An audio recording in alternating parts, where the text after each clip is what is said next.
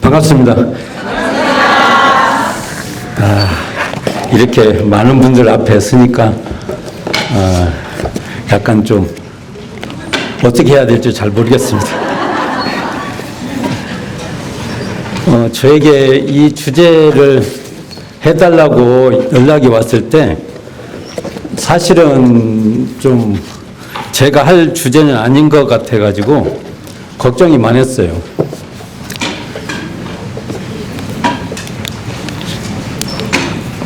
사실은 이게 저희가 지금 이 훈련원에서 마지막 훈련 받았어요. 그래가지고 이 청소, 우리 여기 계신 교무님들께서 청소 잘해라고 해가지고 참 열심히 청소했어요. 근데 어찌 뭐 그 공간에 혹시 뭐 먼지 같은 거 많이 없었죠? 저 신경 많이 썼어요. 저희들이. 네.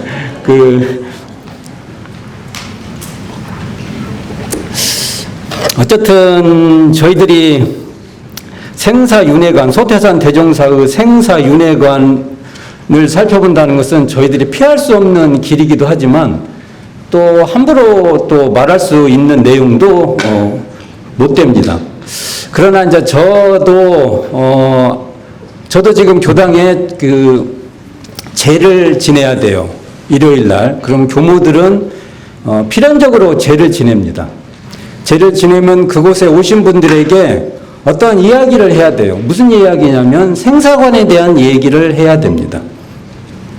그래서 일반적으로 생사관은 죽으면 끝이다. 그런 그 삶으로 사신 분도 많죠. 그렇죠. 또 하나는 죽어서 다음에 천당 아니면 지옥 간다. 그래서 이 생에서 지옥 안 가기 위해서 열심히 착하게 좋은 일 많이 하고 사신 분이 세상에 많습니다. 그것도 좋은 일이죠. 지옥도 있고 천당도 있다는 것이 삶에 굉장히 도움을 주죠.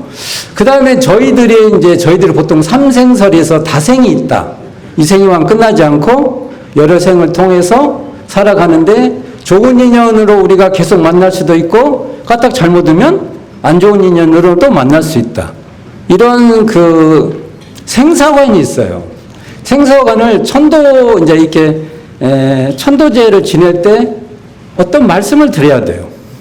그러면 과연 소태산 대종사는 어떠한 생사관을 말하고 계실까?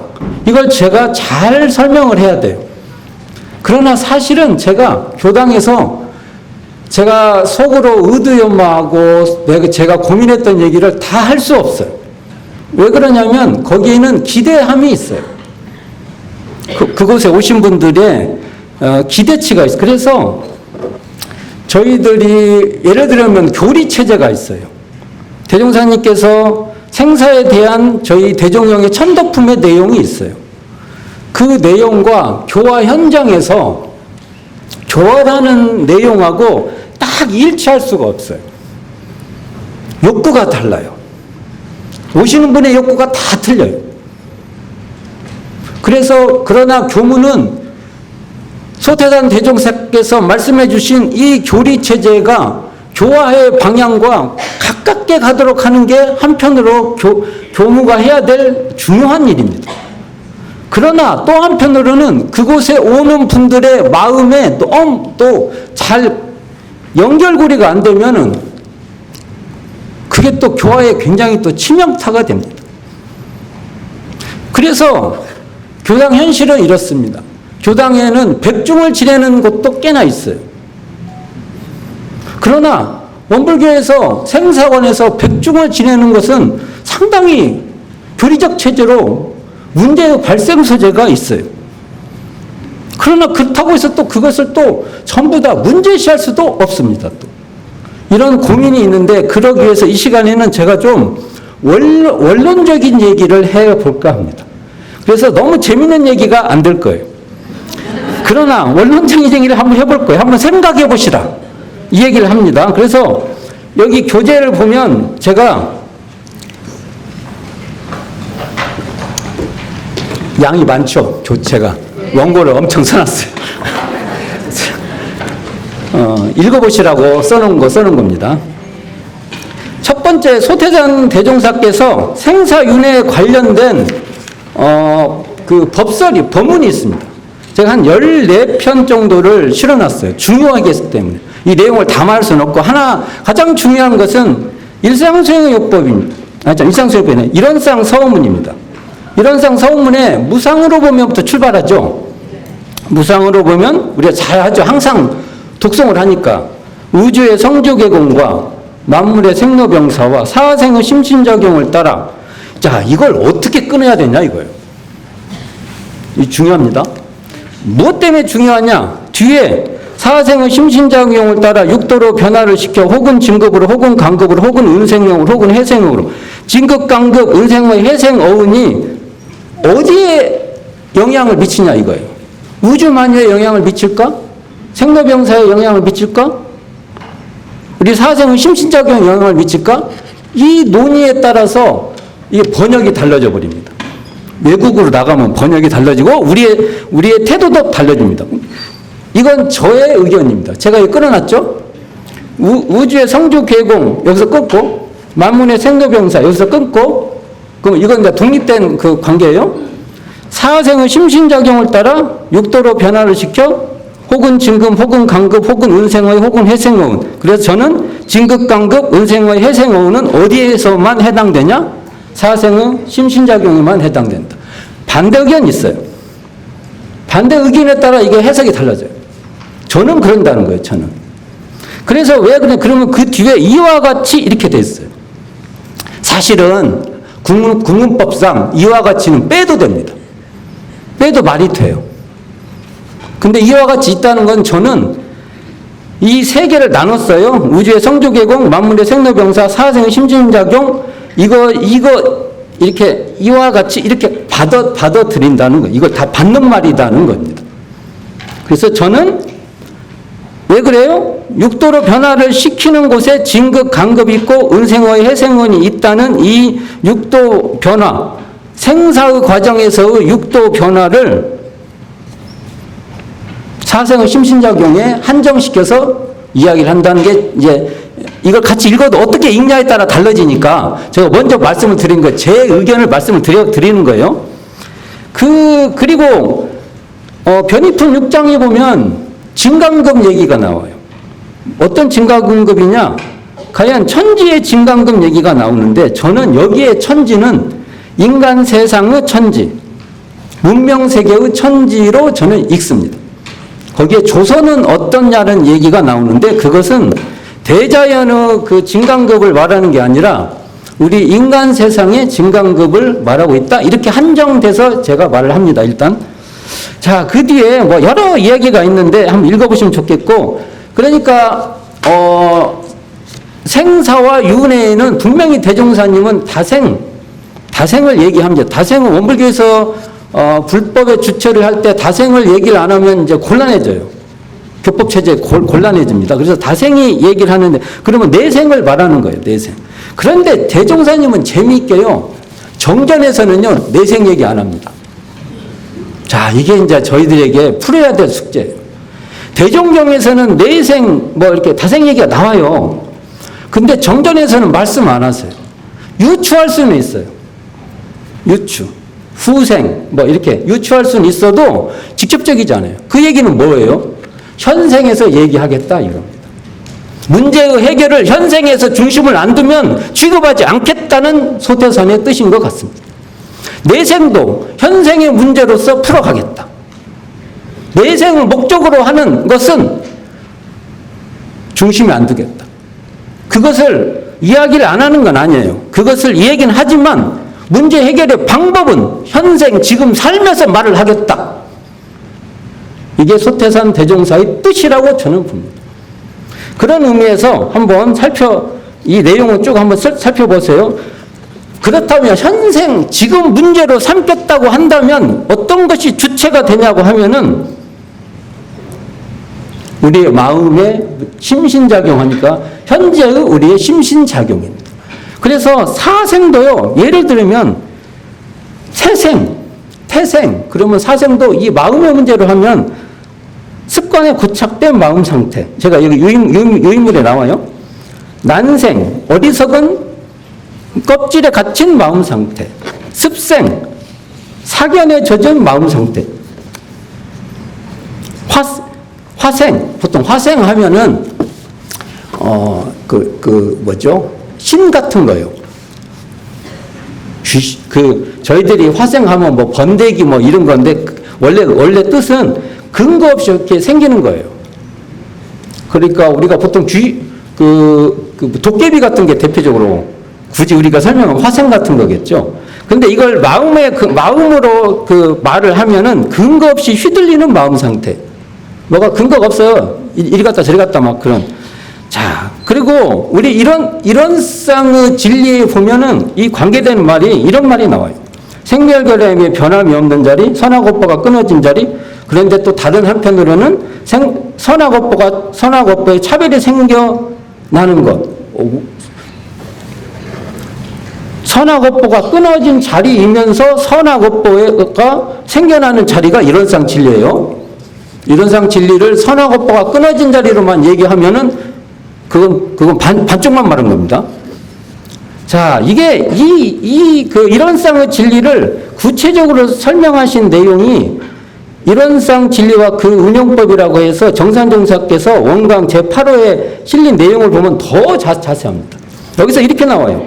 생멸결례가 도년이 공한 자리면서 선악업보가 업이 멸한 이러한 자리인데, 이게 또 한편으로는요, 생멸결례가 윤회하고 선과 악의 과보가 달라져서, 그러니까 이렇게 되죠. 생멸결례가 동공한데 한편으로는 생멸결례에 윤회하고, 이게 반대되는 게 아니라 한 자리에 있다는 거예요. 또 선악업보가 멸한 자리인데 이 자리에서 선악의 과보가 달라진다. 이런 거예요. 여기 거울이 있다고 합시다. 비유예요. 비유는 비유로 끝나야 됩니다. 이거 비유를 사실로 말하면 이제 설명할 길이 없어요. 자, 거울이 있어요. 맑은 거울이에요. 막다는 건 뭐예요? 여기에 더러운 것이 더러운 대로 드러나는 것이 맑은 겁니다. 맑은 것이 실체가 본래 있는 게 아니에요. 맑기 때문에 내가 찌질한 줄 알아요. 그래서 수행을 잘하는 사람은 청정한 자리를 안다는 것은, 여기같이 공한 자리를 안다는 것은 내가 실수하고 부족하고 찌질하고 뭔가 잘 하다가 잘 못하고 이런 것을 잘 아는 사람이 청정한 사람이에요. 그러니까 맑으니까 내가 한편으로는 찌질한 면이 있는지 명확하게 자각할 수 있는 것입니다. 잘하면 잘하는 대로, 못하면 못하는 대로 아는 겁니다. 이런 얘기가 이걸 다 할 수 없고, 제가 14가지인가가 쭉 써놨는데, 이걸 한번 봐시면 좋겠고요. 자. 그러면 여기서 과연 생사는 뭐냐 이거예요. 생사. 생사를 보통은 우리가 태어났다 죽었다로 하지만, 원래 생사의 근본은요, 한 생각 일어났다 한 생각 멸하는 게 생사의 마음 공부에서는 가장 중요합니다. 생사를 연만다고 할 때 맨날 내가 뭐 예를 들어서 생에 대한 애착, 사에 대한 공포, 그 중요하죠. 그러나 그것의 생사의 원론적 중요한 것은 한 마음을 내고 한 마음이 멸하는 그것에 대한 태도입니다. 그리고 우리가 보통 불생불멸 얘기하지만 대종사님의 어록들을 보면, 법서를 보면 생이라는 주체, 멸이라는 사라는 주체가 본래 공하다는 뜻도 있지만, 한편으로는 생과 사의 순환무궁하는 그러한 멸도 어떨 때는 불생불멸이라고 설명합니다. 그러면 언어라는 건 그래요. 그 문맥에서 쓰이는 것으로 봐야지, 불생불멸은 딱 이거야 이렇게 고착되면은요, 어떤 문장을 볼 때 고착된 생각 때문에 안 읽혀요. 대종사님이 어떨 때는 불생불멸을 하면은 우리가 그 반야심경에서 말하는 것 같이도 사용하지만요, 어떨 때는 불생불멸은 천지의 영원 불멸한 도 이렇게 할 때 그게 그 변화가 무궁한 그런 면으로도 사용합니다. 그래서 언어를 고착되게 이렇게 사용하지 마시라. 그런 걸 해봅니다. 자, 또 그러면 영혼과 관련된 법서를 제가 4개를 실어놨어요.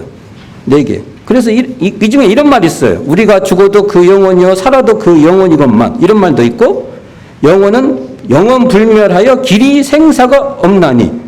여기서 영원 불멸을 어떻게 읽어야 돼요? 길이 생사가 없나니. 그럼 까딱 잘못 영혼이라는 게 있어가지고 안 죽고 계속 영원 불멸하게 이렇게 읽을 수 있죠. 고민해 보셔야 돼요. 꼭 그런 건가? 내가 알고 있는 말이 꼭 맞는가? 우리가 대종경을 100번을 읽었는데 생각에 고민이 없이 100번을 읽으면 까딱 잘못하면 자기 집착이 됩니다. 고민하셔야 됩니다. 자, 또 넘어가 봅시다. 이제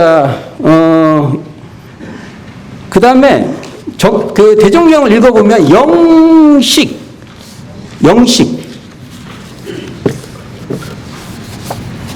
나는 솔로다에 나오는 영식 그게 아닙니다. 볼 때마다 이게 대종경에 나오는 분인데 제가 또 영근이라는 표현이 있어요. 연근이어서 저기 뭡니까? 연꽃 필 때 그 연근 아니에요. 이게 연근. 그건 연근이죠. 이건 영근이에요. 영근. 영의 뿌리. 우리 영의 뿌리. 이 영식은 신령하게 아는 그 무엇. 이런 거죠. 이런 표현도 여기 제가, 6 본문을 실어놨어요. 그 영식이 어릴 때라. 또는 변함없는 소소한 영식. 죽을 때 떠나는 그 영식. 사람의 영식이 이 육신을 떠날 때. 또는 그 식심, 그러니까 영식이죠. 그 식심만은 생전 사후가 다름이 없으니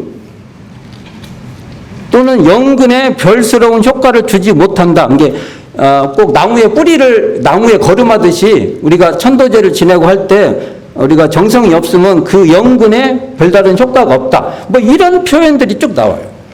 읽어보세요. 제가 이게 자료로 쭉 실어놨어요. 읽어보셔야 돼요. 읽어보시고 사유해 주세요. 자, 그러면 영혼, 영식, 영근 또는 업식을 하나 지금 더 넣습니다. 제가 업식의 관계는 어떤 것이냐? 가장 중요한 법설이 대종경 천도품 36장입니다. 제가 요약해서 한번 읽어보면 이렇게 됩니다. 탐진치에 끌린 영은 인도수생의 부모를 정할 때 색정으로 상대하여 탁태하게 되며 이렇게 보면 이게 부모를 정한 것이 그 영식 그러니까 우리가 부모를 정하는 걸로 말씀이 돼 있어요. 뭐 끌려서 정하든 하여간 우리가 정하는 거죠. 이 말씀을 보면 그래요. 그 탐진치를 조복받은 영은 몸을 받을 때, 그러니까 몸을 우리가 인도 수생할 때 태연자역하여 정당하게 몸을 받고 태중에 들어갈 때 그 부모를 이게 은혜로운 관계로 탁태된다. 이 말씀이 대종경에 나와요. 그러면 이걸 어떻게 이해해야 될까? 자, 그래서 그 교재 보면은 표를 하나 만들어 놨어요. 표. 이거 이제 제가 이해를 돕기 위해서 말도 안 되는 짓을 한 거예요. 제가 중학교, 고등학교 때 배운 수학의 실력으로 수학에 분모, 분자 있어요. 배우셨죠? 우리가 수학 그 정도는 하잖아요. 우리가 뭐 8분의 4는 몇이에요? 2분의 2. 아, 잘하시네. 저보다 훨씬 잘하네. 이게 영혼과 영식은 대종사님께서 거의 비슷하게 쓰신 용어 같아요. 그러면 이것이 제가 이렇게 했어요. 성품분의 업식.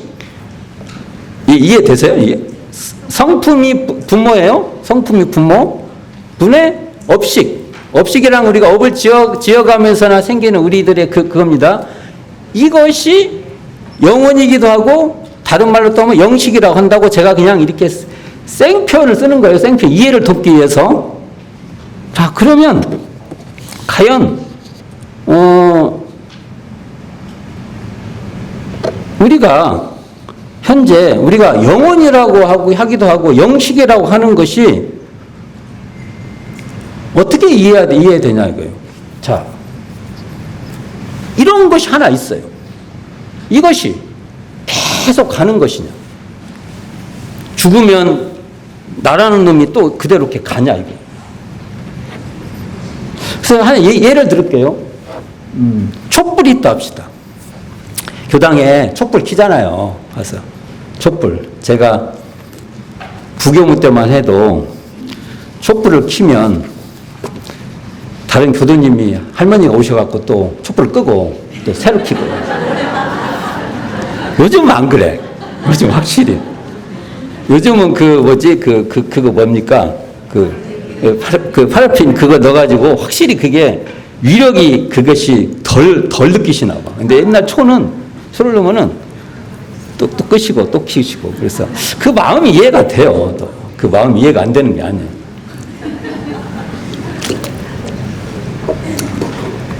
초를 봅시다.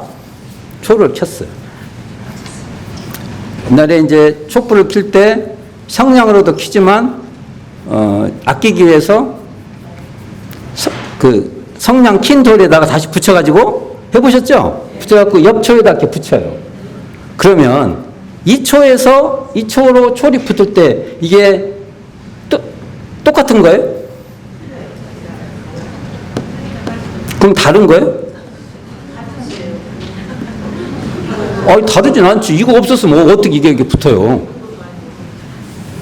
그러니까 초는요, 초로 보면은요, 초는 이 초에서 이 초로 붙어갈 때 이것이 똑같은 것도 아니지만 무관한 것도 아니에요. 근데 이 초를요, 우리의 나로 가져와 봅시다. 나로. 제가요, 며칠 전까지만 해도 여기서 훈련받았어요. 하고 여러분들이 앉은 자리에 제가 앉아 있었어요. 그런 제가 지금 오늘 여기서 지금 제가 이제 앞에서 얘기해요. 지금. 같아요? 틀려요? 제가. 같아요? 어떻게 같아요? 어떻게 같아요? 또 어떻게 틀려요? 또. 같은 놈이 와 있지 어떻게 틀려요 지금? 마음 자세가요? 자, 이거 고민해 보세요. 과연 같은 놈이 계속 다니는지 아니면 그 다른 것이 지금 여기 와 있는지. 그래서 이것은 같은 것도 아니고 다른 것도 아닌. 그래서 부처님 설에 의하면 이것을 영기적 상태라고 합니다. 영기적 상태는 상이랑 똑같은 것이 계속 가는 것도 아니고요. 완전히 새로운 단멸. 이게 여기서 완전히 끊어서 새로운 것이 갑자기 또 생겨나고 이것도 아니라는 겁니다. 인연으로 계속 인연돼서 지속되어 가는 것이다.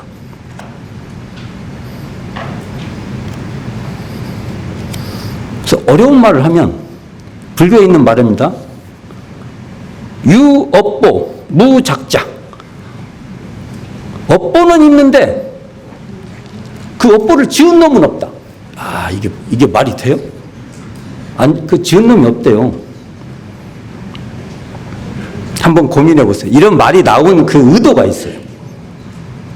내가 업과 보 받는 것은 있지만 업을 짓는 그것 고정된 상이란 항상 변함이 없는 그런 것과 업을 받는 그런 것은 없다 이걸. 동일한 자아 상이란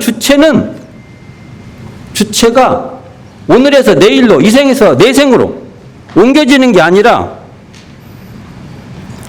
오늘과 내일 그리고 이생과 내생의 오온. 그래서 우리 반야신경에 보면 오온 나오죠. 오온은 계속 인연체로 있는 겁니다. 인연체.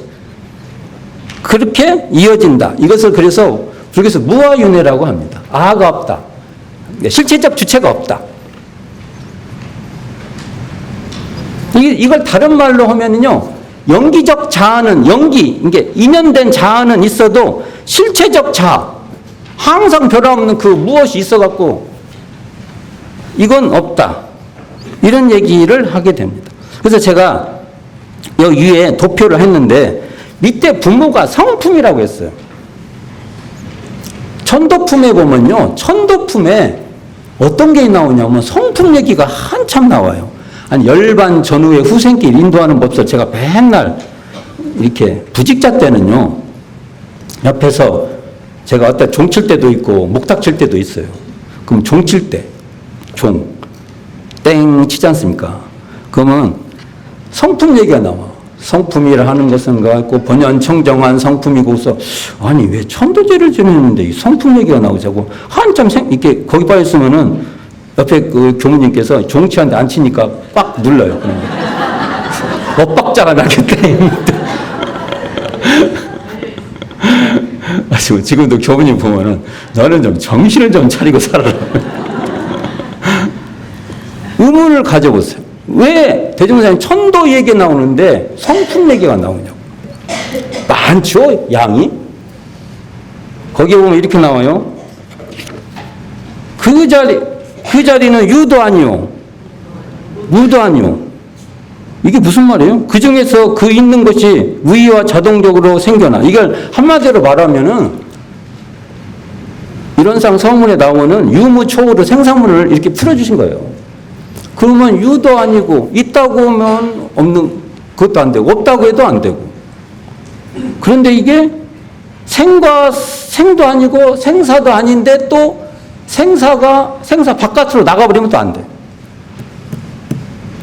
이게 참 표현이 좋은 것 같아요. 대종사님 표현은요, 불교에서 보면은, 참, 대종사님 참 대단하세요. 언어학적으로 봐도 대단해요. 왜냐하면, 불교에서 언어도단은 있어도, 언어도단 입정처 이런 말은 없습니다. 유무초월 같은 말은 있어요. 근데 유무초월을 생사문 이런 말은 없어요. 문 보세요, 문. 문을 보다 보면 여기 문 왔다 갔다 하죠. 문은 아니에요. 바깥에요. 안도 아니고, 바깥도 아니고, 그러면서 또 그게 안도 포괄하고 바깥도 포괄하고 기가 막힌 설명을 하신 겁니다. 우리의 상황을. 자, 그러면 이제 시간이 잘 가네요. 언제 다 하나 이거. 대종경 천도품문의 영혼을 어떤 관점으로 볼 것인가를 우리가 고민해야 된다는 겁니다. 대종경 천도품 영혼을 자기 동일성의 자아로 보냐. 그게 뭐가 있어요. 자, 이런 게 있어요. 이게 이 생에도 요놈이 살고 내 생에도 요놈이 살고 이렇게 볼 것이냐. 목이 타서 그래. 사람들이 많으니까 목이 타나 봐. 대부분 이렇게 보죠. 과연 그럴까? 대개 교당에 오셔서 천도해 주시라는 것은 이러한 관점을 가지고 오셔요. 그러면 저는 또 거기에 또 잘 맞춰서 살아야 저도 교무생활을 합니다. 그걸 막 무시하고 막 하면 또 교화하기 쉽지 않아요. 거기에 맞춰서 하는 거예요. 그러나 이 자리는 지금 제가 그런 얘기 할 때가 아니니까 물어보는 거예요. 여기 계신 분들에게. 그게 있어요? 살펴보세요. 본인을 살펴보시라고요. 또는 오니 그때그때 뭉쳐가지고 그냥 그러한 업식으로만 있냐. 아까 한참 무아윤회에 있는데 무아윤회 또 잘못 이해하면은 그냥 그렇게 그때 있어가지고 그냥 그렇게 살다가 2년을 있다가 또 이렇게 그냥 변화할 뿐이야. 이렇게만 있냐 이거예요 또. 또는 아니면 신령하게 깨어있는 성품에 바탕한 그 무슨 식심이 이렇게 있는 거다. 이렇게 보냐.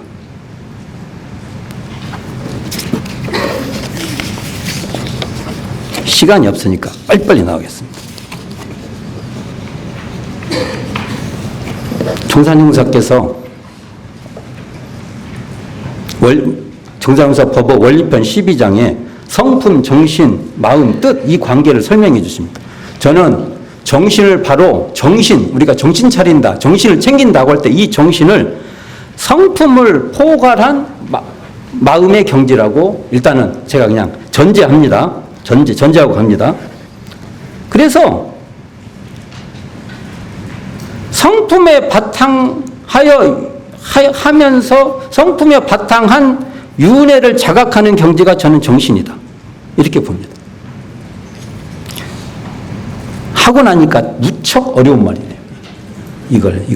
이거 참 공허한 말이겠구나. 이런 말을 하는 게. 그래도 또 설명해 볼게요. 정신을 차린 영혼은 성품을 떠나지 않으면서 생사 속에서 업을 짓고 가는 이 업식을 잘 굴리고 다닌다. 이 정도로 한번 얘기를 해보고 싶습니다. 그러니까요, 원불교에서 말하는 천도품에 나오는 영혼은요, 이렇게 말할 수 있습니다. 성품을 드러내는 정신은, 이 성품을 놓치지 않고 드러내는 이 정신 상태는 업식을 환히 밝혀 궁굴리고 다니지만, 내가 업식이라는 건 아까 말한 대로 그 인연에 따라서 생기는 것이지 않습니까? 그래서 우리는요, 죽으면 끝나는 게 아니라 대표적으로 이 업식의 기운들이 항상 유전된다고 봅니다. 이 말은 제가 부처님이나 대종사님 말씀에 의거해서 살고 있는 거예요. 저보고 보았냐고 물어보면 제가 장담을 못합니다. 제가 그 정도 경지 있는 사람은 아닙니다. 자, 저는 그리고 저도 의두연말 해보면은 그거에 굉장히 타당하다고 여겨집니다. 가끔 저한테 그것을 체험했냐고 물어봐요. 그래서 제가 안 죽어봐서 모릅니다. 그렇게 말합니다. 그러나 그 소신이 있습니다.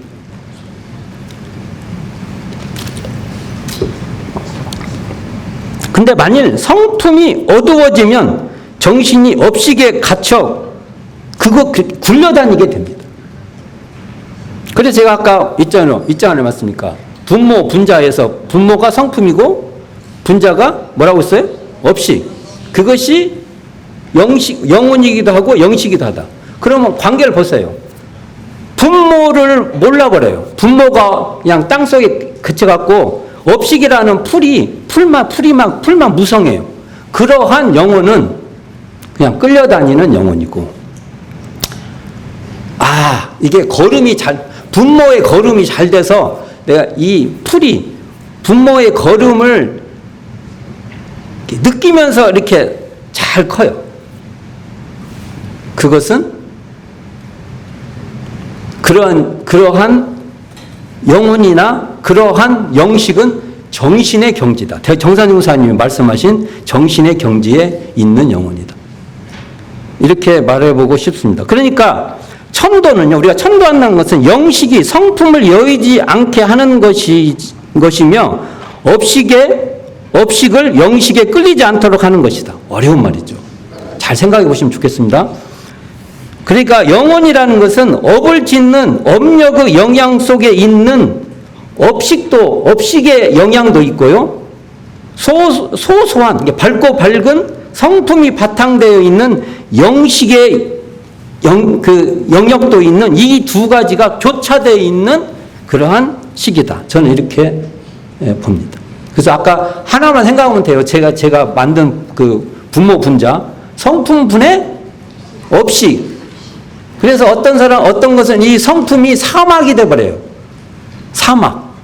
그러면 그 영식은 업식에 그냥 매여 있는 그러한 영혼이 되고, 이 성품이 기름진 땅이 돼서 그 성품의 기름진 땅과 함께하는 업식이면 그 영혼은 그 업식을 이렇게 잘 사용할 수 있는, 잘 굴려다니고 있는 그러한 식심이 된다. 그러한 영식이 된다. 이런 말씀을 하고 싶습니다.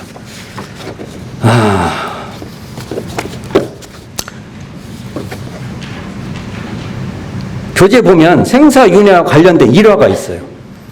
이런 이야기가 있습니다.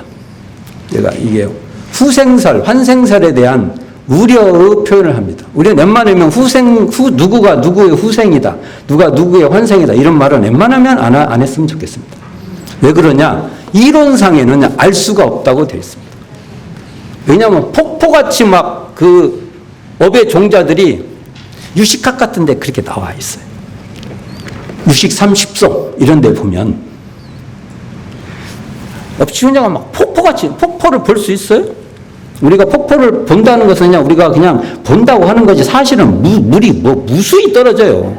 그러니까 대종사님 정도의 대각열애가 아니면 말하면 안 됩니다. 내가 대각열애는 아니잖아요. 조심해야 된다.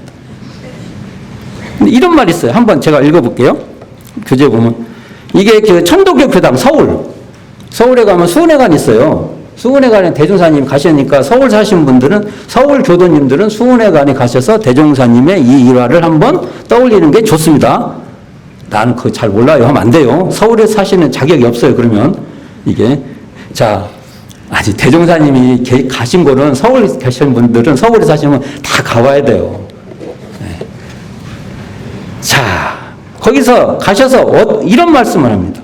공자님은 제 몇 동, 우리 옛날에 우리 어릴 때 몇 동이라고 했지, 그런 말 안 했잖아요. 가서 절을 하고 최수은이 여기 와 앉았어도 모를 것이다. 이런 말씀을 하세요. 신비한 말이죠.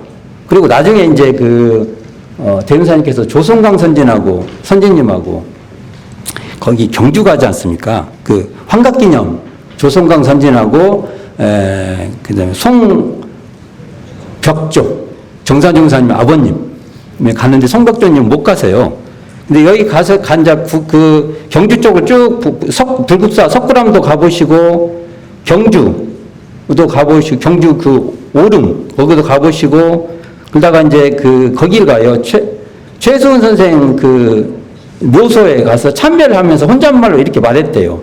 내가 다시 몸을 받아 몇 등에 와 절을 해도 날 알아볼 리가 없을 것이다. 이게 이제 구도역정기 융탕우님 김영신 편에 등장하는데 이걸 어떻게 읽을 것이냐 이겁니다. 어떻게 읽을 것인가 이걸. 근데 여기서 우리가 소태산 대종사님을 수은의 후신이라는 설이 강력하죠. 이건 우리가 남겨놓을 필요가 있죠. 대종사님이 수은의 수신이라는 것을 우리는 나름대로 해들고 있는데 문제는요. 이렇게 보면 대종사님이 공자님의 후신도 됩니다. 왜냐하면 이 문장이 이렇게 나오잖아요. 왜 수은의 후신 얘기를 하면서나 공자님의 후신 얘기는 안 하냐고. 문장이 이렇게 돼 있잖아요. 앞에. 그래서 우리가 이런 말은 큰 어른 아니면 안 해야 된다. 저는 다만 이렇게 봅니다. 이런 이야기는요, 수은의 후신의 이야기를 어떤 뜻으로 했냐면, 제불제승의 시민자리를 이렇게 말씀하신 거라고 봅니다. 우리 이론상의 진리에 제불제승의 시민이면 나오죠. 그 시민의 경지에서 수은 선생이 깨달은 그 경지에서 경지하고 대종사님 깨달은 경지에서 그게 같은 자리다. 일단은 저는 그렇게 이해를 합니다. 그렇다고 해서 대종사님의 수은의 후신이라는 것을 제가 말 안 하는 건 아니에요. 그러나 우리는 이런 말을 이런 세상 정전의 뜻에서 제불제승의 시민으로 만나는 그 경지에서 말한 거라고 얘기를 할 필요가 있다. 그러니까 이런 말은요. 후천개벽의 계승자로서 이 깨달음의 경지들을 논하는 그러한 걸로 저는 이해를 했으면 좋겠다. 이게 됩니다. 자, 두 번째로 제가 말씀드리고 싶은 것은 지금 제가 이 주제를 받고 우리가 부족한 원불교적 그 전통이 너무 없구나라는 생각을 많이 하게 됩니다. 제가 지금 초기 교단의 어른들이 돌아가신 기록들이 있습니다. 이건 여기에서 할 얘기는 아닌데 그래도 얘기를 해봅니다. 우리가 못하고 있는 게 너무 많아요. 교무들 잘못이에요. 여기 계신 분의 잘못이 아니라 교무들 잘못입니다. 생사, 천도 하면서 소태산 대종사와 초기교단의 어른들이 했던 그 역사는 얘기를 안 해요. 불교 얘기예요. 너무 서러워요, 제가. 근데 이렇게 말하고 나서 저도 잘못한 겁니다. 초기교단에 보면은 굵직굵직한 어른만 한번 말해봅시다. 추산 서중환, 삼산 김기천, 팔산 김광선, 도산 이동환 이런 분들의 열반 기록들이 있습니다. 한 번도 정리한 적이 없어요. 저희들이. 그 문화 속에서 어떻게 대종사님과 초기 어른들이 이 생사나 천도, 그러니까 상장의 과정, 상 있죠. 우리가 상당했다고 하지 않습니까? 이 과정을 어떻게 했는가를 정리가 없습니다. 대종사님의 열반 과정도 우리가 이것을 교과서 같이 공부할 수 있는 자료가 없습니다. 이공주 구타원님 일기, 이은석 선지님의 일기, 이런 것은 제가 볼 때요, 부천개벽 시대의 열반경이라고 봅니다. 과거의 열반하고는 뭔가 분위기가 달라요. 그럼 한번 제가 왜 이런 얘기를 해야 되는지 한번 얘기를 드려볼게요. 팔사님 열반입니다. 팔사님이 지금 우리가 지금 뭡니까? 그게 대종경 천도품 28장이 나오죠? 거기 팔사님 열반에 대한 기록이 나오지 않습니까? 대종사님께 슬퍼하시고. 근데 이게 초기교단 기록에 보면, 이 자료에 있어요. 한번 읽어보세요. 초기교단의 기록에 보면 과정이 쭉 나와요. 과정이. 한번 제가 회부 한번 읽어보겠습니다. 회부 후 각지 상황, 각지 회합과 인사 동정을 보면 소태사는 원기 23년 11월 19일에서 12월 4일까지 영산에 주석한 기록이 보인다. 대종사님 근 한 달 좀 안 되죠. 한 달가량을 영산에 계셨어요. 왜 계셨냐? 이는 요양하고 있는 의형 팔산 김광선의 문병을 위해 영산에 갔었던 것으로 보입니다. 근데 기록에는요, 문병이라고 안 나오고 영산 교화를 위해서 이렇게 법회도 보고 하는 걸로 나와요. 근데 배종, 같이 따라갔던 제자들은 팔사님 계속 문병합니다. 대종사님이 팔사님 뵙게요? 안 뵙게요? 그 공간에 있는데 안 뵐 수가 없잖아요. 이게 팔사님이 문병 같던 거예요. 대종경 천도품 28장에서 팔산의 열반, 시창 24년, 이제 원기죠. 1월 3일 오후 1시경 고향 길룡리에서 61세 일기로 열반. 이게 원불교 대산에 약간 오류가 있습니다. 이 기록이 좀 달라요. 눈물 흘리는 소태산 대종사의 신경을 느낄 수 있는 자료이다. 소태사는 문병을 다녀온 한 달 후 팔산의 열반 소식을 접한다. 이 내용을 좀 정리해보면 이렇습니다. 1938년, 이게 시창 23년에 순겸으로 팔사님이 이제 일선 교당 조무님에서 순겸으로 바뀌게 됩니다. 그러다가 그해 7월에 소화불량증이 이렇게 와요. 소화불량. 근데 전에도 있었는데 더 심해졌나 봐요. 소화불량증 이거 보면 위암과 연관이 있는 것 같아요. 잘 험식을 많이 하신 것 같아요. 이런 걸 보면. 그 뒤에 11월 19일부터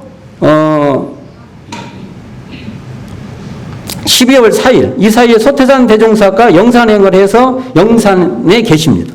그러면 7월에서 11월이면 몇 달이에요? 8, 9, 10, 11 대충 4달 정도에서 뭔 보고를 받고 대종사님께서 그랬을 거 아닙니까? 그래서 팔사님을 이때 안 뵈면 의형이시니까 제자이기도 하지만 한편은 개인적으로 보면 의형이에요.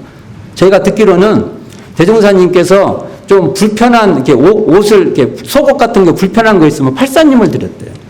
그럼 팔사님이 조용히 빨아갖고 이렇게 갖다 드리고 그 말만 들어도 어떤 관계인지를 알 수가 있죠. 이게 모든 것을 서로 좋고 나쁜 것이 상관이 없는 사이였던 것 같습니다.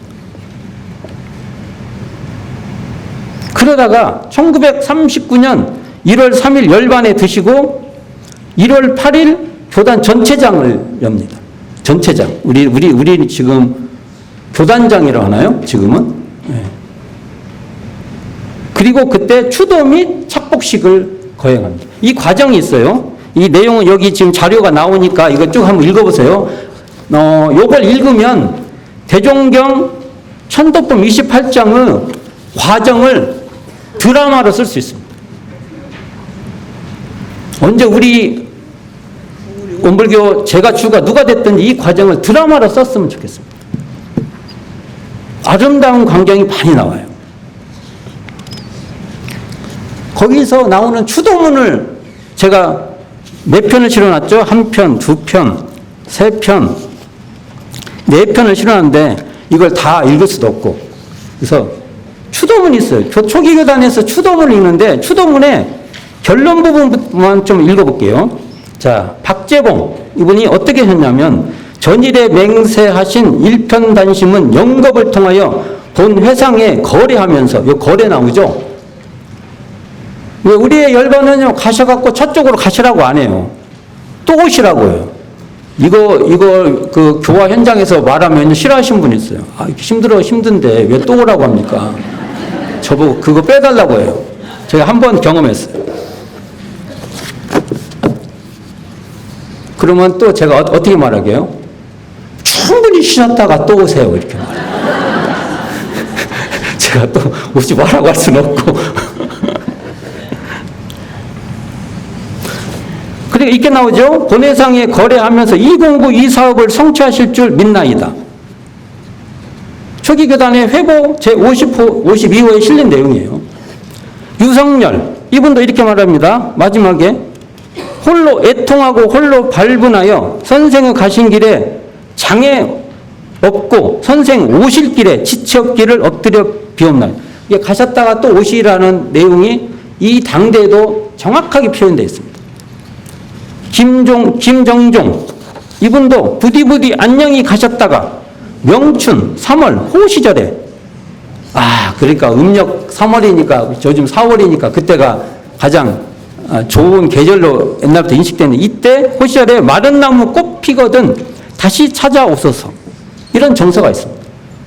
김형우 요 얘기를 좀 해보겠습니다. 김형우 선지는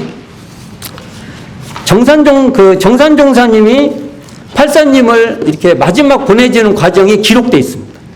임종을 팔사님 임종을 누가 뵀어요? 정산종사가 뵀던 겁니다. 드라마죠? 와, 제가 지금 이걸 얘기하면 제가 몸에 지금 전율이 좀 와 있어요. 제가 지금 이렇게 짜릿한 전율이 있습니다. 제가 빨간 줄로 쳐놨어요. 빨간 줄로. 이게 뭐냐면은 팔사님이 문병 오니까 돈을 꼽을 쳐놨어요. 꼽을 쳐놨다고 하면 안 되는데. 우리는 이렇게 해야 명확한 표현이 돼요. 그래서 이것을 보통 가족 주야잖아요. 가족. 근데 정산용사님을 불러서 정산준사 드립니다. 그러니까 정산준사님이 그러니까 이거 가족 없어도 가족이 있으면 더 문제 원래는 당신이 건강이 좋아지면 어려운 교당에 이걸 내려고 했는데 그러니까 내가 못하니까 대신 해달라는 소리예요. 이거. 그리고 어떻게 돼요? 아유, 눈물 날라오네. 정산용에서 손목을 잡습니다.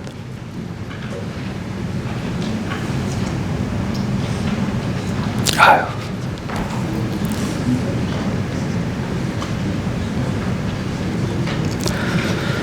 갖고 이렇게 손목을 잡고 이렇게 힘이 이렇게 빠지시죠. 힘이 이렇게. 그래가지고 결국은 말없이 원적이 길에 떠나십니다. 그래서 이 말씀이 공심으로서 선생께서는 팔사님께서는 대도회상의 원훈 정말 표준이신 겁니다. 이 과정이 나와요. 정산종사께서 팔산 임종을 맞이할 때가 뭐냐면 그곳에 영산 지부장 겸 교감으로 주지하고 계실 때입니다. 우리가 팔사님 보면은 정산종사 임종을 같이 했다는 걸 우리가 모르죠. 기록이 이렇게 나옵니다. 근데 이렇게 말합니다. 구수사나 옛날에 굳은 맹세를 잊지 마시옵고. 그렇잖아요. 그 법인기도 선년 인연 따라 하루속히 찾아 우리 회상에 다시 출연하시어 전일 원을 크게 달하시기를 바라옵고 두어질 고하나이다. 이런 내용이 나옵니다. 우리 교단의 생사, 천도, 상장 이 관계되는 이러한 정서가 이 안에 있는 겁니다. 이런 게 우리의 교과서가 되어야 될 것 같습니다. 여기 보면은 정산용사님 훨씬 어리잖아요. 그래도 팔사님이 형님 그래. 형님이라. 중앙이시니까. 그리고 또 정산용사님은 또 팔사님하고 또 형님도 이렇게 형님이라고 하고. 나이에 관계없이. 별첨이라고 제가 추산 서중환 추도문이라고 써놨는데, 사실은 추산 서중환님을 지금 우리가 조금 기리지 못하고 있습니다. 추산 서중환 선지님이 없었으면 익산총부 건설은 어려웠습니다. 그래서 올해 이 일을 좀 잘했으면 좋겠어요. 저도 그래서 유튜브에다도 이걸 기념해야 된다는 그걸 막 계속 얘기를 했는데, 이게 이렇게 빨리빨리 잘 되지 않는 것 같습니다. 네. 자, 추산 서중환 선생님이 돌아가시는데, 이게 익산총부 건설을 주역으로 우리는 공도자 숭배를 해야 돼요. 우리가 사유 중에 공도자 숭배가 있는데, 사실은 추산 서중환 선생님은 이 100주년, 익산총부 100주년을 맞이하는 이 올해 같은 때 공도자 숭배를 우리가 올려야 이게 타당합니다. 정말, 아니, 우리 안에 계시는 공도자를 숭배하지 못하고 어떻게 덜, 이게 뭐라 할까, 좀 역사적 인물에 대한 평가에 우리가 잘 안 돼 있는 것 같아요. 그런 좀 아쉬움이 있는데, 여기 보면, 이걸 다 읽으면 안 되겠네요. 큰일 났네. 읽어보세요. 여기 읽어 좀 보세요. 이거 해야 돼, 이거. 소태산은 생사와 윤회에 관한 태도. 우리 그 예전에 지금 나와 있죠. 또다시 사람의 물마다 성인의 회상을 찾아 대업을 성취하고 무량을 회복을 얻으리요. 또는 생생의 사람의 몸을 잃지 아니하고 세세의 도덕인을 떠나지 아니하며 정법 수행을 길이 정전하여 필경 성불제증 대가를 원만 성취하게 하여 주시옵소서. 이런 전통이 초기교단에 아주 쭉 이어오고 있습니다. 그래서 나머지 내용을 읽어보세요. 자, 빨리빨리 한번 나가봅시다. 소태산 대종사 윤회에 관한 태도의 지금부터 저의 사적인 태도입니다. 그러니까 이건 참고가 되면 들으시고 참고가 안 되면 그냥 과감히 버려버리세요. 제가 강요하는 거 아니에요. 이게 저의 입장입니다. 효당에 제가 왕생극락의 태도입니다. 제가 이따가 어떤 분이 쭉 했더니 와서 저희 어머니 왕생극락 가게 해달라고 좀 기도문에 넣어주세요. 그래갖고 넣어드려야죠. 그럼 내가 교화자가 어떻게 그걸, 아니 우리는 예문이 그렇지 않아요. 어떻게 해요? 넣어드려야지. 그래서 넣어드렸어요. 어떻게 넣어드렸는지 아세요? 왕생극락 갔다가 다시 돌아오시죠. 이렇게 넣었어요. 협상했어요. 협상. 왕생극락 넣어드려야지. 안 그러면 제가 어떻게 교화를 해요? 설명하다 끝나게? 근데 원불교에서 왕생극락은 뭡니까? 이 세상 너머에 다른 세상으로 가는 게 아니라 사람으로 다시 태어나 인도상 요법을 실행하여 이 세상을 광대무량으로 낙원으로 인도하고 건설하는 그 작업을 왕생극락이라고 하는 거죠. 극락이 그곳에 있는 게 아니라. 그러나 일반적으로는 그렇지 않죠. 우리는 그렇게 여기고 대해야 된다. 왕생극락이라는 말을 써도 그렇게 써야 되지 않나 생각합니다. 원불교 생사윤회관, 생사해탈, 윤회자유, 이걸 어떻게 볼 것이냐. 누가 또, 제가 작은 교당, 제가 주로 작은 교당에 살았는데, 작은 교당이니까 아주 질문이 소박하세요. 아주 소박해요. 너무 좋아, 저는. 난 이렇게 좀 복잡하지 않고 소박한 질문을 너무 좋아. 어떻게 물으셨냐면요. 천도하는 방법 좀, 금융은 한 번도 저한테 천도하는 방법을 제대로 안 가르쳐 준다고 제가 그랬어요. 맨날 말했는데요, 제가. 언제 말했어요, 그래요, 또. 아니, 법회 시간에도 물어봐요. 그분이 언제 말했어요, 그래요. 저번 법회 때도 말했는데, 그랬더니. 제가 뭐라고 할게요? 대종사님은 하나로 10가지를 쓰십니다. 그래서 이렇게 말했어요. 천도는요, 사막 수행으로 하는 겁니다. 근데 그 할머니가 고맙다고 했어요. 그게 따로 계신 줄 알았어요. 천도하는 방법이. 자, 우리도 그럴 수 있습니다. 우리도요, 사막 수행들 하고, 천도의 능력은 따로 하는 걸로 우리도 알 수 있습니다. 우리가 정신수양, 사리연구, 작업지사를 잘하면 그것이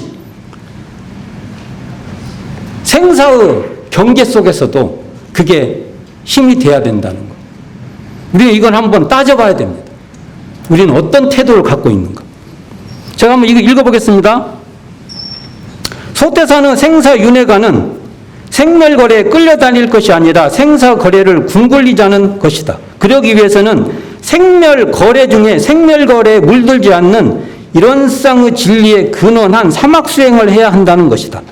그리하여 생사의 길에서 다시 인도수생하여 이런 쌍 성품에 근원한 사막수행으로 사은에 보은하고 사유를 실천하여 자신을 비롯해서 우리 모두가 물질의 세력을 항복받고 정신의 세력을 확장하여 광대무량한 낙원으로 인도하자는 발언이요 서원이다. 세세생생 성불재중 재생의사의 정신개벽 사업에 함께하자는 권장이요 의지이다. 이렇게 가면 기존의 생사관하고 너무 멀어져 버렸나요? 저는 이게 소태산의 뜻을 더 해야지 생사관이라 해서 소태산의 교법과 교법의 분위기와 여기서 너무 벗어나면 안 된다. 라고 제 개인 생각입니다. 이건 취사 선택해 주시기 바랍니다. 법강학문의 생사해탈은 넘어가고 똑같은 말을 또 합니다. 대종사님께서 금강산으로 수양 갈 것이다 했을 때 이것이 이런 문학적 표현에는요, 생사의 돌파에도 이런 쌍의 진리에 근원하지 않으면 이런 금강 성품에 근거하지 않으면 제대로 할 수 없다. 이것을 말씀하신 것이라고 봅니다. 그러니까 소태산 대종사께서는 이런 쌍 성품에 근원하는 사막수의 수행으로 생사를 해탈하고 윤회를 자유할 수 있다고 저희에게 제시하고 있다.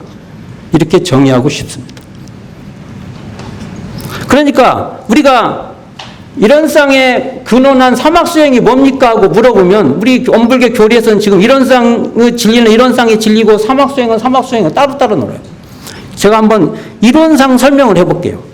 이런 쌍의 경지인 정신, 그러니까 이런 쌍의 경지가 정신이에요. 이 정신을 수양하여 생사의 경계에 끌려가지 않고 이런 쌍의 내역, 이런 쌍 진리의 내역인 대소유무 이치에 따라 인간은 생로병사를 연구하여 생사의 길에서 이런 쌍의 작용, 이런 쌍이 제대로 작용하는 것이 바로 정의인데 이 정의는 취하고 이런 쌍을 놓친 버리는 작업지사로 선도는 가고 악도는 가지 않는 것. 이것이 소태단 대종사의 생사관이다.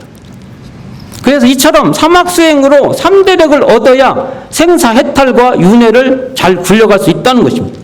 제가 그래서 이 문장을 씁니다. 후천 개벽 시대의 생사해탈과 윤회 자유는 그 전에 선천 시대의 생사해탈과 윤회 자유하고는 저는 다르다고 봅니다. 다르다는 것이 틀리다는 게 아니고 뭔가 목적의식이 다르다는 것입니다. 그래서 이런 쌍 성품자리에, 그러니까 후천개벽 시대의 생사해탈과 윤회 자유는 이런 쌍 성품자리에 근거하는 사막으로 정신개벽하자는 것이 목적이다. 정신개벽에 이 가치가 없으면 기존의 생사관하고는, 소태산의 생사관하고는 차이가 있다. 아니, 포부가 다르다. 차이가 있다는 게 아니라, 그래도 차이가 많네요. 포부가 다르다.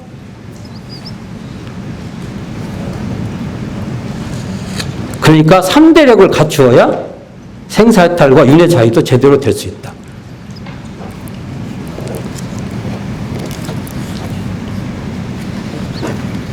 와, 10분 남았네. 이런 쌍 서문에 능이성 유상하고 능이성 무상 이게 나와요. 이건 두 자리가 아니에요. 능이성 유상, 이거 변불변이라고도 설명하고 하는데, 우리가 자 봅시다. 생사거래 이런 얘기를 하면은 그게 무상한 진리에 속하는데 사실은 무상하니까 유상해요. 비유를 말하면 아까도 말했잖아요. 맑은 연못에, 맑은 거울에 이게 얼굴이 잘생겼던 못생겼던 그게 그대로 비추듯이 그렇게 변화하는 것이 변화에 물들지 않는 그 자리에서도 드러나는 겁니다. 아, 이거 말로 하려니까 이게 이분화가 돼요. 그래서 이런 공부를 말로 하는 게 아니에요. 그러나 말로 해보는 거예요. 최대한 말로 개념이 동원되는 순간 사실 오염이 돼요. 그러나 말로 할 수밖에 없으니까 하는 겁니다. 그래서 우리가 생로병사의 그래서 능이성 유상한 가운데 능이성 무상한 것이 바로 저는 이런 이론의 위력이라고 보고요. 능이성 무상한 가운데 능이성 유상한 것을 이론의 최상이라고 보는데 생로병사의 이치가 추나추는과 같이 되는 것은 유상한 자리에서 드러나는 무상한 변화다. 이거 많이 설명하면 안 되겠네. 나중에 연마해 보세요. 여기 기록이 있으니까 연마해 보세요. 자, 그러면 천도의 동력은 뭐냐? 생사도 경계라는 겁니다. 그래서 천도도 이 천도를 맞이하는 마음 공부인데 아까 말했듯이 삼재력을 얻어야 이것도 된다.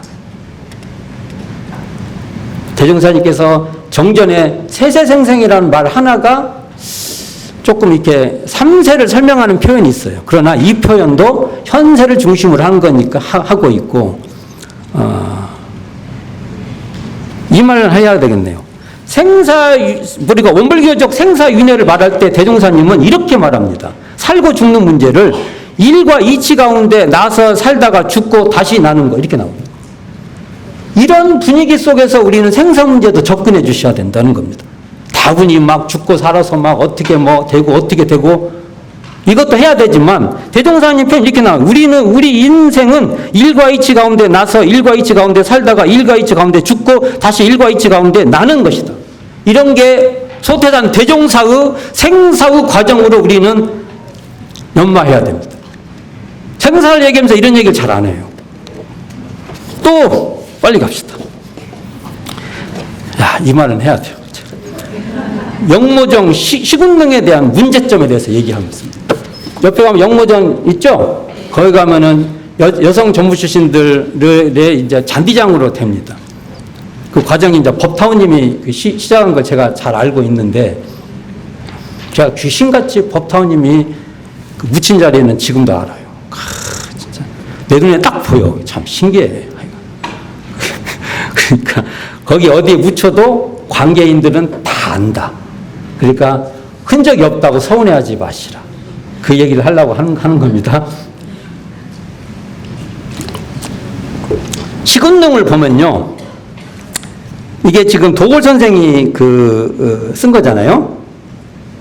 큰 돌 2개를 이렇게 해놨는데 여기에 동학연도가 돼 있었다. 가보, 동학, 혁명, 두황갑, 도올, 김영호, 직고쓰다. 저는요, 소태산 대종사에게 신성을 다 바쳤던 여성 전무 출신에 대해서 원기를 써야죠. 저는 그런 자존심이 있습니다. 지나치다. 그래서 저는 할 수 없어요. 기회가 되면요, 원기로 고칠 겁니다. 저에게 힘이 있으면 저는 고칠 거예요. 참. 그리고 시근동의 표석 내용에는요, 아까 계속 말했잖아요. 다시 태어나서, 그러니까 인도 수생에서 일과 이치 가운데 살다가 다시 또 태어나고 하는 다시 태어나서 정신개벽 성불재중 재생세 하자는 내용이 없어요. 그래서 소태사는 생사관이 없다고 봅니다. 그 내용 좋아요. 그러나 소태사는 생사관이 부족하다. 시군정이라는 이름과 뜻에는 유교 가치는 넘실거릴 줄 몰라도 불법을 주체한 소태사는 생사관은 부족이 아니라요, 저는 결여됐다고 봅니다. 자존심이 필요합니다. 지나친가?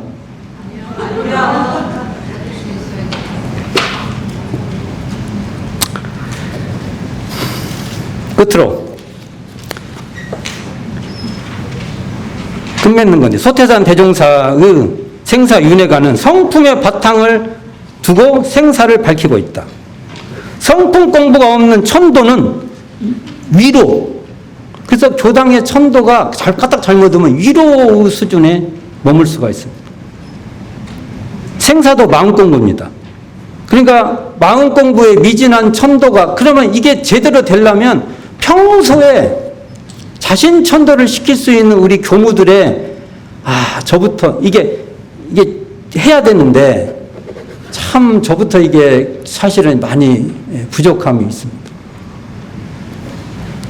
열반전의 후생길 인도하는 법서를 보면 성품 얘기를 쭉 해요. 이론상 진리를 얘기하면서 이론상 진리를 알면은 이게 생사가 아니다, 변화다라는 설명이 쭉 나와요.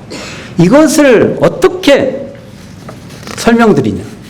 이게 저희들에게 숙제같이 돼 있고, 대종사님 그 법설 중에, 대종경 선해록 선원수훈장 12절에 보면 달과 물 웅덩이를 표현하면서 성품과 우리의 생사 원리를 비유적으로 설명을 정말 잘 돼 있는 설명이 있습니다. 아니, 저희 어릴 때만 해도 비포장이 많으니까 비가 오면은 막 길 같은 데 보면 달 이렇게 떠가지고 이렇게 달들이 막 있어요. 밤에 보면은 그 환상적이고 그래요. 근데 총부도 총부도 지금은 포장이 많이 됐지만 총부도 옛날에는 비포장이라 이런 맨땅이 많잖아요. 그러니까 비가 오면은 이렇게 웅덩이 하나에 달 하나씩 있잖아요. 그러니까 달은 똑같은데 웅덩이의 크기에 따라서 어떤 사람은 오래 살고, 그죠? 이게 웅덩이가 오래 가고, 빨리 거기에 따라 다르죠. 그렇듯이 그 비유가 있어요. 그런 비유도, 정말로 비유가 잘 돼 있는, 우리에게 설명을 잘 해주시려고 대종사님께서 고군분투하시는 모습이 나와요. 뭔가 설명해 주시려고잖아요. 우리도 그런 것을 연마해 봤으면 좋겠고, 과학적 사고에 있으면 윤회가 참 어떨 때는 잘 안 받아들이는 면이 있는데, 노산 전성환 선생님께서 이런 말씀을 하십니다. 제가 한번 읽어보겠습니다. 내생에 대한 확신이 있어야 한다. 우리는 영생을 산다. 과거로도 영생이고 미래로도 영생이다. 그렇게 말씀하시면서 과학적으로 증명 못하면 가설로 두기도 하는데, 영생은 인간의 지식으로는 증명을 못해도 불조, 부처님과 조사, 그러니까 깨달으신 분, 여기 불조도 저는 그냥 깨달으시는 우리들의 스승님, 이 정도로 번역을 합니다. 이게 불조라는 말도 또, 그러니까 깨달으신 해안으로 보시고 가르쳐 주신 바를 믿고 따르면서 스스로 지혜를 닦아 볼 수 있어야 한다. 정말 우리는 그런 태도가 필요하다고 봅니다. 그러니까 과학적 영역도 과학적 영역대로 앞으로 설명을 잘해야 돼요, 저희들이. 그러나 또 과학적으로 모든 것을 다 쉽게 속단해서도 안 된다. 마지막으로 이 말씀으로 이 말씀을 마칠까 합니다. 마지막에는 대종사님 말씀입니다. 대종경 요은품 44장입니다. 대종사 말씀하시기를 사람으로서 육도와 사생의 세계를 널리 알지 못하면 이는 한편 세상만 아는 사람이요, 육도와 사생의 승강되는 이치를 두루 알지 못하면 이는 또한 눈앞의 일밖에 모르는 사람이니라. 왜 이 말씀을 드리냐면, 제가 오늘 한 얘기가 혹시 한편만 설명하는 그런 말이 됐을까 조심스러워서 합니다. 또 한편 또 하는 언어는 제가 눈앞에서 보이는 상황만 설명했지 더 깊은 이야기를 모르고, 또 저 이야기가 저 역대 저희들 스승님들의 누가 되는 얘기가 혹시 되지 않았을까라는 염려 속에서 초반에 또 말씀드렸지만 제 얘기에 필요한 부분만 받아쓰고 그렇지 않는 것은 과감히 버려주시길 부탁드리겠습니다. 얘기 듣느라고 감사합니다. 긴 시간 고맙습니다. 감사합니다.